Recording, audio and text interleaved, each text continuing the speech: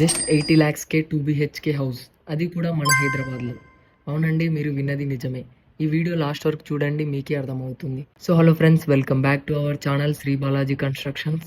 And మీరు చూస్తున్న ఈ హౌస్ అయితే west facing 1225 SFT 139 square yards 2 BHK house.